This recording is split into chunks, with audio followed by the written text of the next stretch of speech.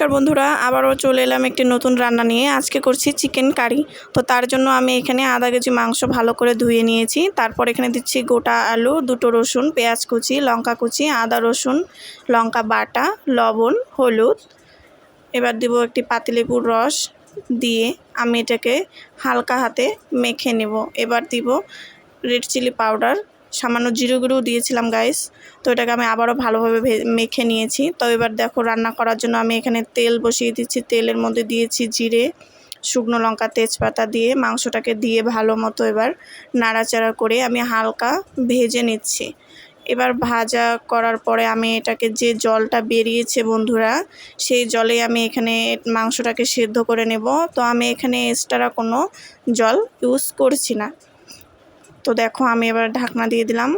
এবার দেখো বন্ধুরা, ঢাকনা খুলে আমি এটাকে আবারও ভালো করে কষিয়ে নিব। বন্ধুরা, এটাকে ভালো করে কষিয়ে মশলার কাঁচা গন্ধটা একদমই দূর করে দেব আমি। তো তারপর দেখো এটাকে আমি কষিয়ে যতক্ষণ এটার তেল উপরে না চলে আসছে বন্ধুরা, ততক্ষণ আমি খুব ভালো করে কষাবো এটাকে। তো তোমরা কিভাবে মাংস রান্না করো আমাকে অবশ্যই কমেন্টে জানাবে। তো আমি একটু অন্যভাবে চেষ্টা করলাম বন্ধুরা, কেমন হয়েছে কমেন্টে অবশ্যই জানাবে। তো তারপরে দেখো বন্ধুরা, উপরে দেখো তেল চলে এসেছে।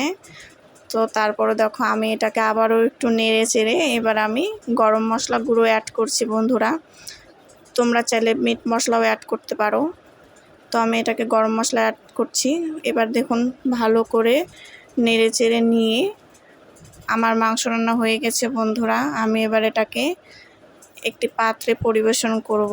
তো বন্ধুরা, অবশ্যই ভালো লাগলে লাইক, কমেন্ট, শেয়ার করবেন। ধন্যবাদ।